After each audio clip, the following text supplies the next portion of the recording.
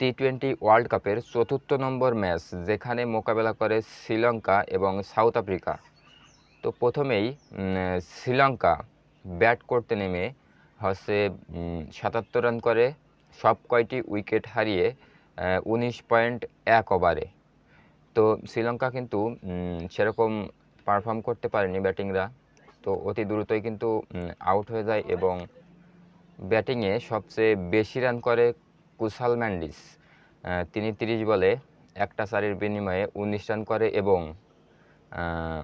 Matthews তিনি কিন্তু ১৬ run করে ১৬ বলে দুটো ছক্কার বিনিময়ে। তো এরপর বোলিংয়ে যারা ভালো করে তাদের মধ্যে হলো নটরাজ, তিনি কিন্তু ৪ ওভারে ৭ রান দিয়ে ৪টে উইকেট পায়। ৪ ওভারে ৭ রান দিয়ে ৪টে উইকেট পায়, বেস্ট বোলার। এবং মহারাজ তিনি ৪ ওভারে ২২ রান দেন এবং ২টি উইকেট লাভ করেন এবং রাবাডা তিনিও কিন্তু ৪ ওভারে একটি মেডেন এবং ২১ রান দিয়ে ২টি উইকেট পান। জবাবে ব্যাট করতে নেমে সাউথ আফ্রিকার কিন্তু অতি দ্রুতই ২৩ রানে ২টি উইকেট পড়ে যায় এবং তারা নির্ধারিত